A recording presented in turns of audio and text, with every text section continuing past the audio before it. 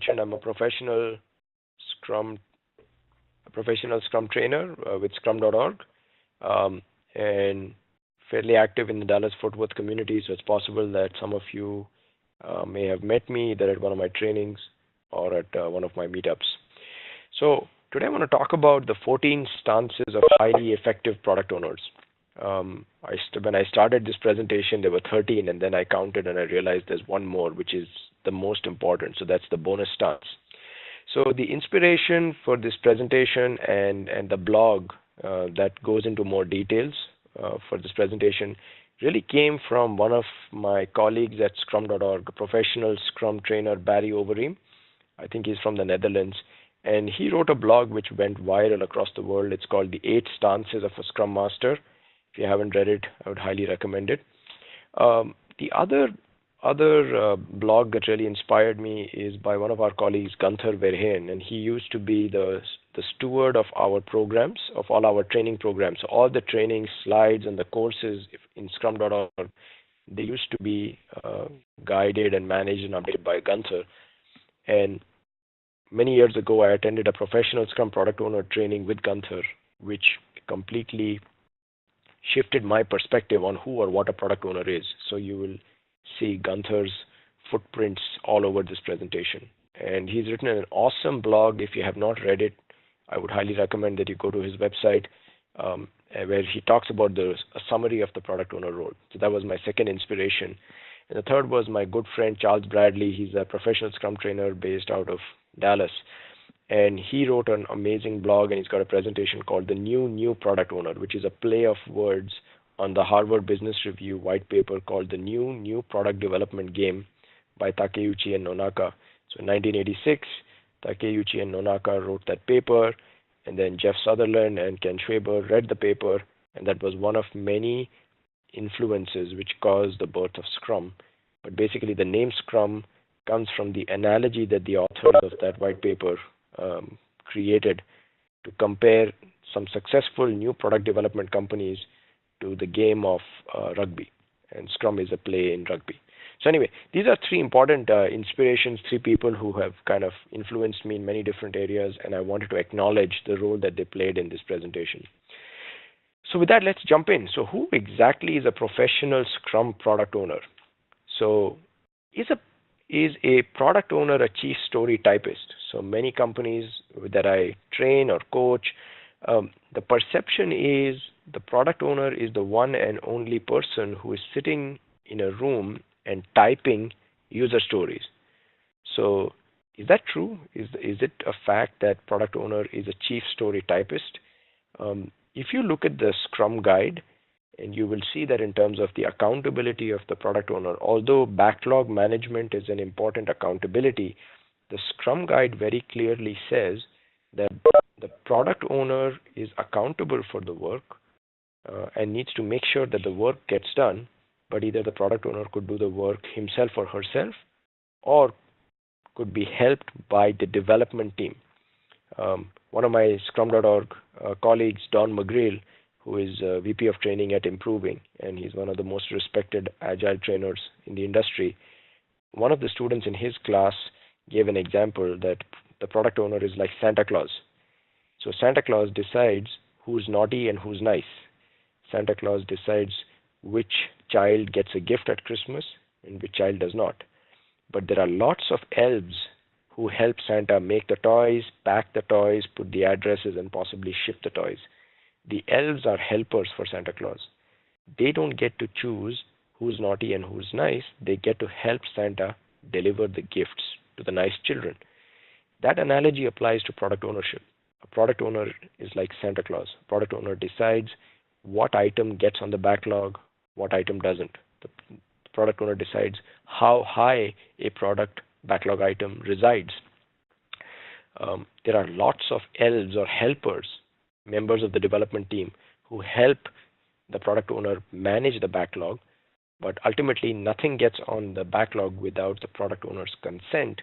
But there is no reason why the product owner should become a bottleneck and be the only person typing user stories. Okay, so that's one myth about product owners that I want to clarify. Is a product owner a chief whiplash officer? I've been in companies where product owners relentlessly pressurize developers to increase the forecast. Or if they're in a refinement session and we are playing planning poker, after the product owner explains the story or the backlog item, the team does estimation, and let's say they settle on 21.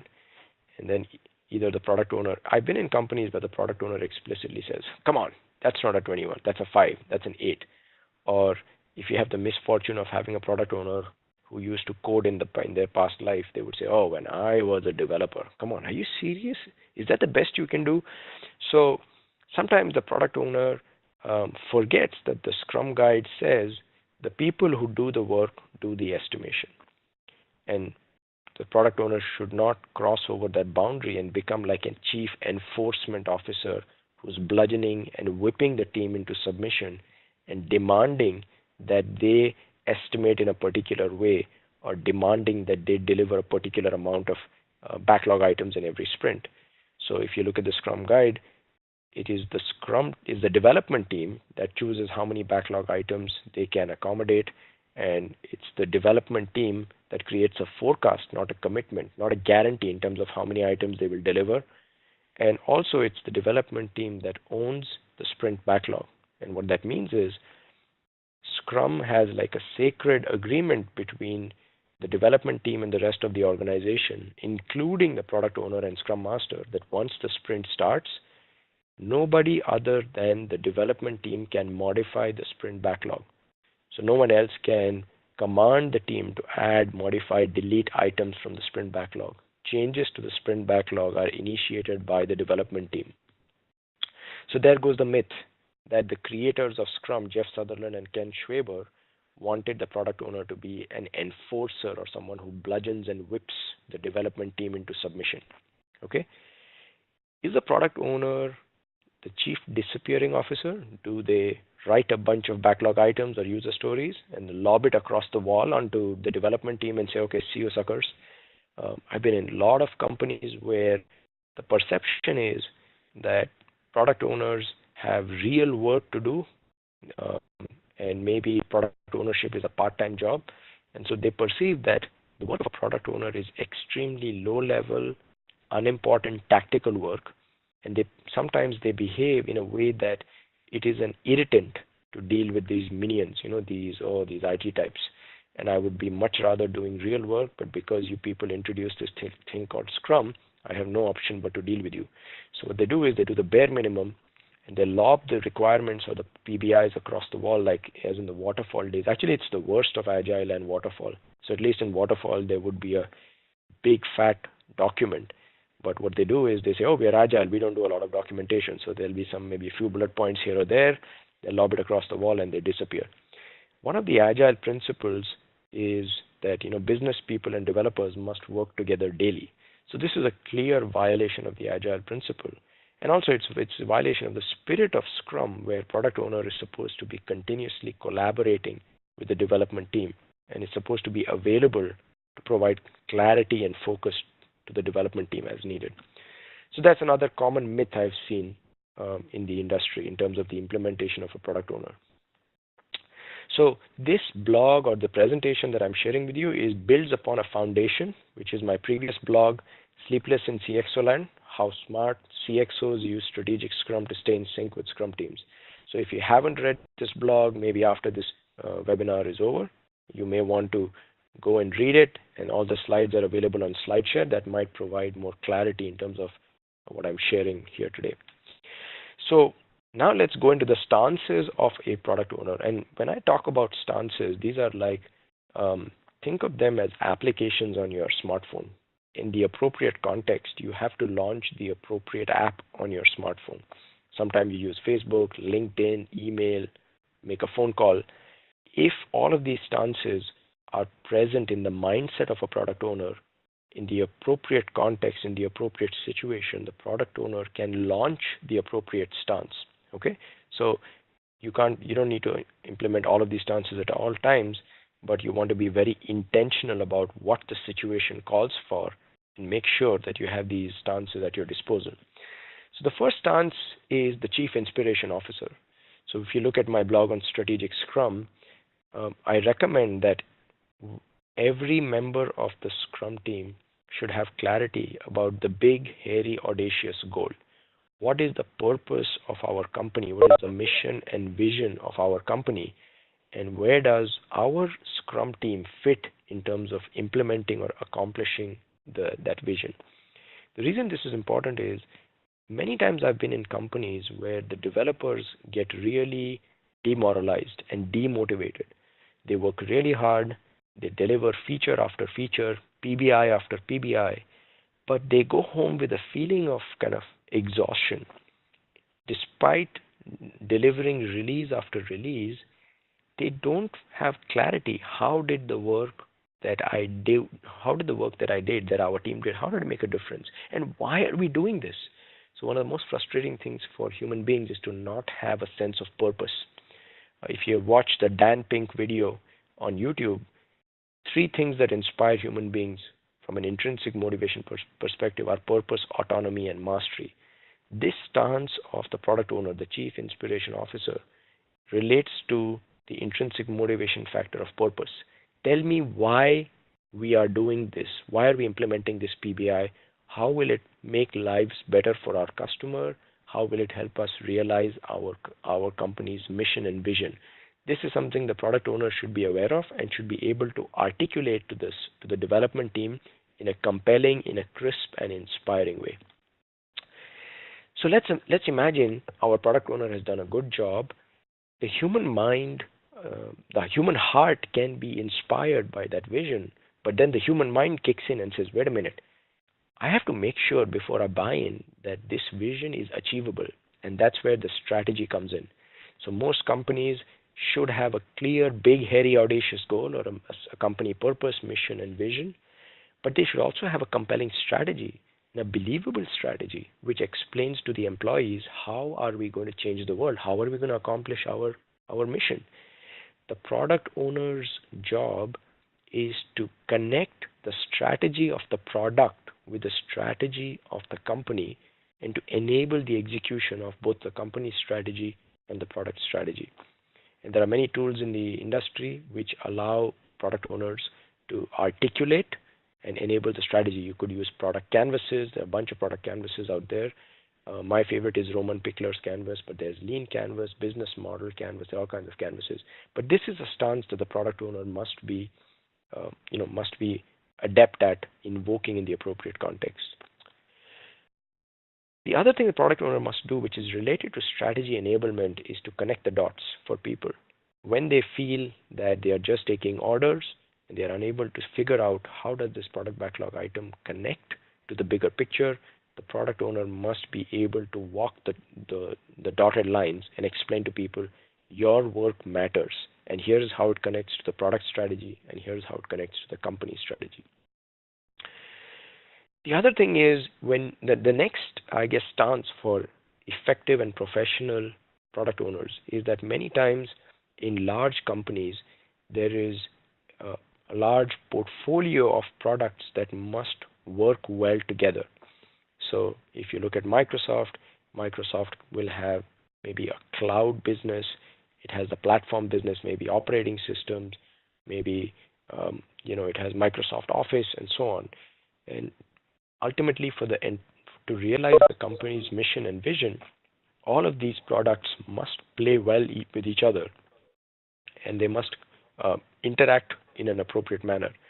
Now, imagine you have a multi-million or multi-billion-dollar portfolio of funds that must be invested across multiple products in such a way that it helps accomplish the company's vision and executes the strategy. I've seen a lot of situations where each product owner is fighting for his or her slice of the pie. They are fighting for their turf, their kingdom.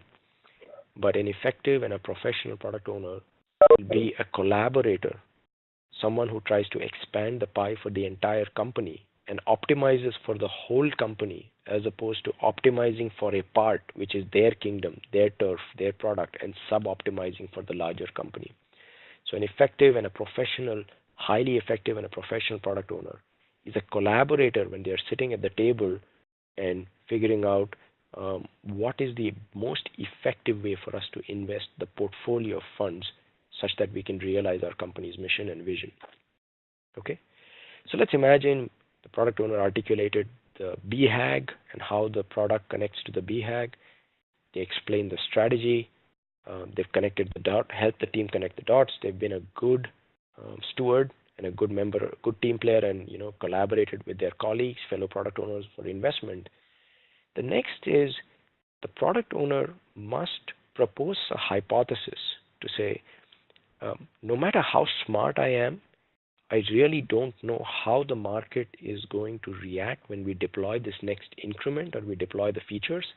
But here's my hypothesis. Here is my educated guess in terms of if and when we deploy this, the feature to market, here is how I think the market is going to react. And one way to quantify your hypothesis is to use a wildly important goal. So this is from a Franklin Covey 4 Disciplines of Execution framework, which I learned from one of my fellow product owners and professional Scrum trainers, Mark Noneman.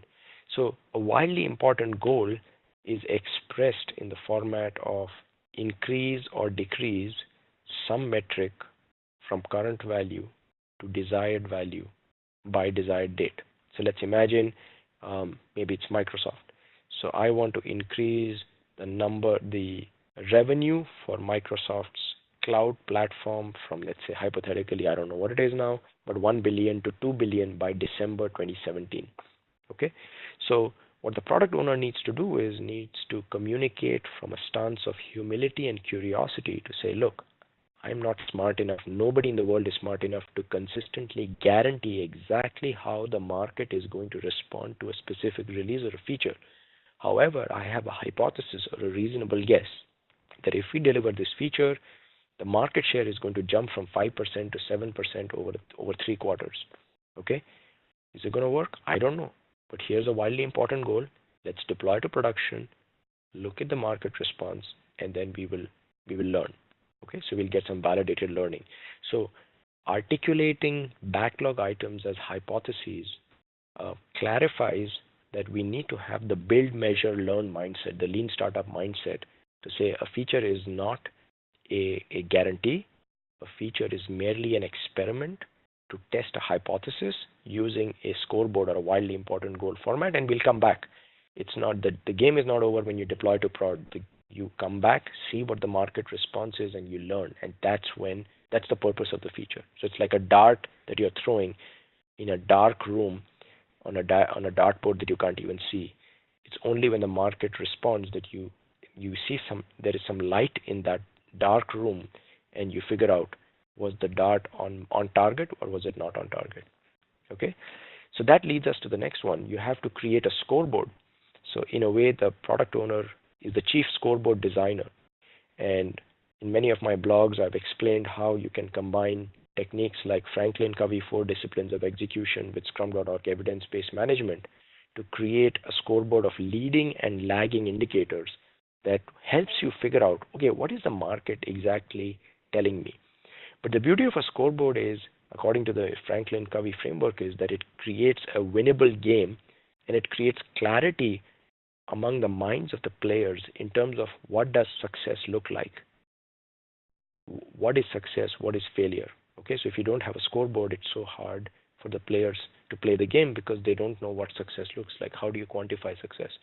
If the product owner has done an effective job of designing the scoreboard up front, everybody is marching to the same drumbeat. Everybody is playing towards the same kind of target, same destination. Okay.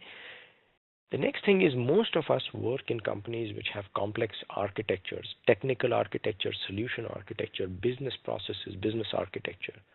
And if we were to use the lean startup mindset, and if we were to create thin vertical slices of minimum viable products, many times we have to take baby steps from our current state of business architecture and solution architecture to our target state.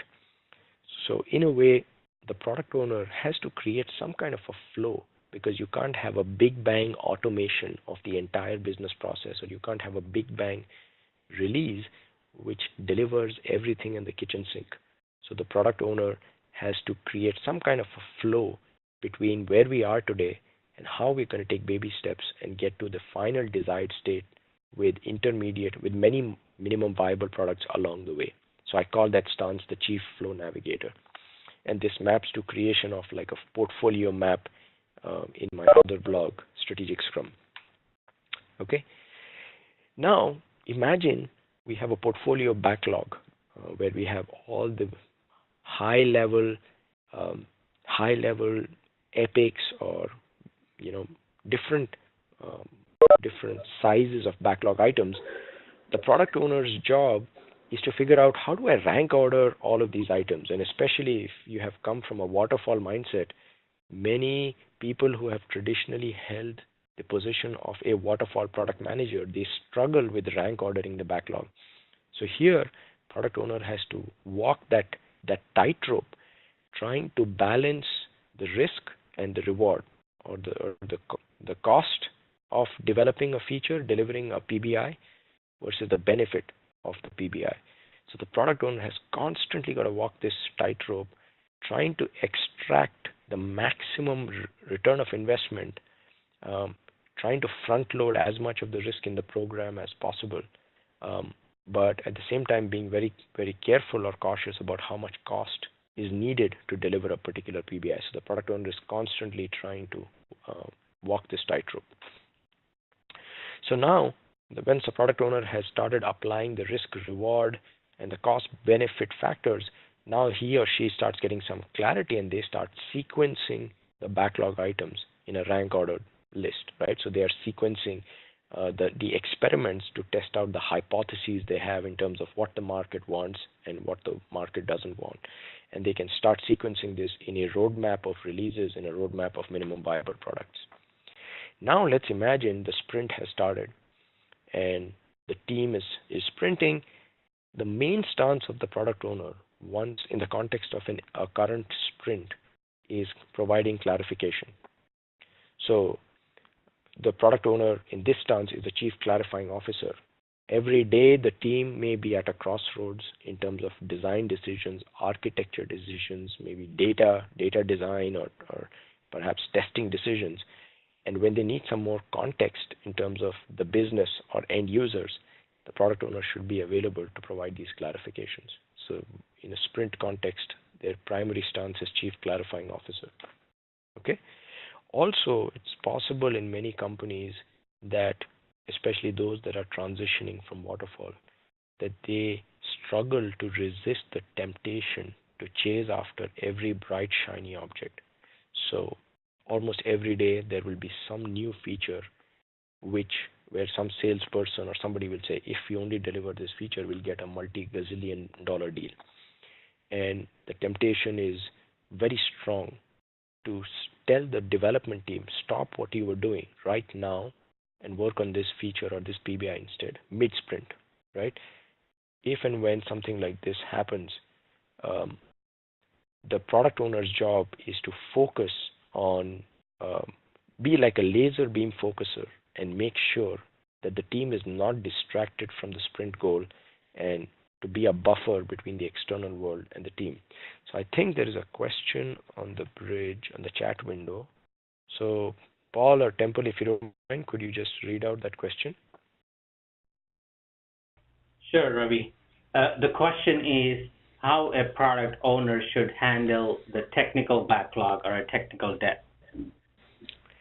That's a great question. So I feel that members of the development team, if they come up with a technical item, so it could be upgrading the architecture or using maybe some better APIs, paying off some technical debt, I really believe that members of the development team should articulate that technical item to the product owner in business terms and clarify to the product owner, how will this help increase value or decrease waste, manage risk, reduce the cycle time, reduce customer defects, support costs, or increase revenue. I would put the onus or the responsibility on the development team to build a strong business case to the product owner, provide all the information that they need, and then the product owner should now understand the business implications of doing or not doing that technical item and then rank it accordingly. Does that help, or whoever asked that question, would you like to follow up?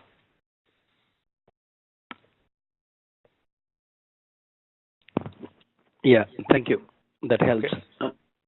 Okay, very good. Thank you. Great question. So the next is in terms of the build, measure, learn cycle of the lean startup. So let's imagine we started deploying our increments to production. We are monitoring our scoreboard that the product owner designed in the early stages, and now the market is sending the signals. The market is responding to the increment. Now, it would be a beautiful and a perfect world if the market gave clear feedback. Hey, I love this feature, do more. I hate this feature, do less. But that's not how reality works. Most of the times, the market will send you a lot of conflicting, contradictory, ambiguous signals. And now it's the product owner's job to read the tea leaves, to figure out what exactly is the market trying to tell us. And many times there are multiple interrelated forces which can impact the scoreboard. So you could have done a new marketing launch, you could have done some promotional offer, maybe you're giving some discounts, maybe one of the competitors has gone out of business. There could be macroeconomic forces, who knows? So when you are looking at your sales numbers or market share or cycle time, there could be so many different competing or forces that are impacting the scoreboard. And now it's the product owner's job to engage others in a meaningful discussion, in a guided discussion, to figure out, okay, what exactly does this mean? What might have caused this indicator to go up or down or positive or negative? What can we learn from it? And how can we adjust what we invest our company's time and money on in the future such that we don't waste the learning that the market has just given us? Okay, so that's the stance of a product owner, to be curious, to be humble, and to try and figure out what exactly is the market telling me through all these scoreboard changes. Okay, so one of the most important stances is, now that I've interpreted the scoreboard with all my colleagues, with the development team and the stakeholders, what validated learning can we extract and make our company a learning organization, and take this learning forward into our future increments. Okay. Above all, the last but not the least, the most important stance of a product owner is the chief value optimizer. So if you look at the Scrum guide, it says the product owner is accountable for maximizing the value of the work done of the Scrum team, right? So if you synthesize all of these, ultimately it comes to what I call as the CVO, the chief value optimizer. So that brings us to the end. So to do a quick recap, the product owner should play the role of a chief inspiration officer, reminding people why their work matters. What is the sense of purpose? How does it connect to the company vision? The product owner should be an enabler of the strategy and first articulate and express the strategy of the product, and then explain how it enables the company strategy and help connect the dots in the minds of the developers in terms of how their work enables the larger strategy, the mission, and so on. Product owner must be a collaborator with fellow product owners and optimize for the whole company, and not try and sub-optimize for their kingdom, or optimize for their kingdom and sub-optimize for the whole. Product owner should have a stance of humility and curiosity to say, look, I'm not smart enough to guarantee what the market is going to do. Here's a hypothesis, and we have to use a scoreboard and to validate our hypothesis. And whether it's valid or invalid, we have to come away with learning. So it has to be, product owner must be a scoreboard designer. Product owner must navigate the complexity of business and solution architecture and create a flow, and create some kind of a roadmap of minimum viable products that takes the product from current state to desired state, and must manage risk and reward and cost and benefit as they're trying to figure out, how do I sequence all of these backlog items?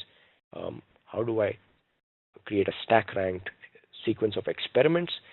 And how do I advise my team to make trade-offs? How do I make them focus like a laser beam and how do I provide clarifications?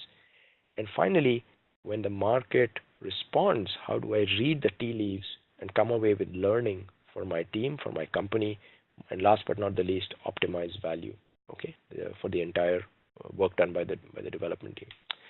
So that brings us to the end of this my presentation. You can read my blog. You can connect with me on all the social media channels. And now I think it's time to take any other questions that you guys might have. So Paul, Temple, any questions?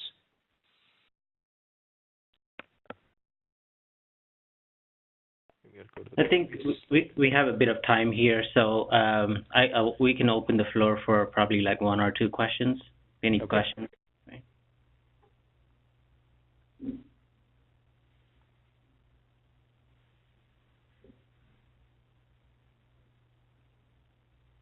Hello. Hello. Yeah, Nivedita here. Actually, I heard that there is two types of product owner. One is previous product owner and the other one is feature product owner.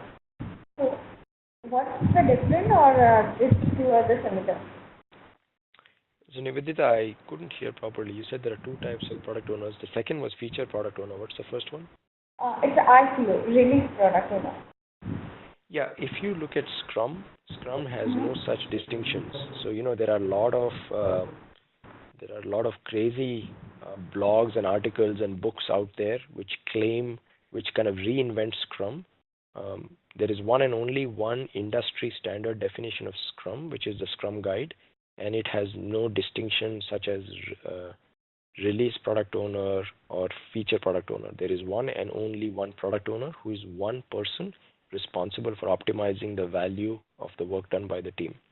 So there is no such, Scrum does not recognize any such distinction as release product owner or feature product owner.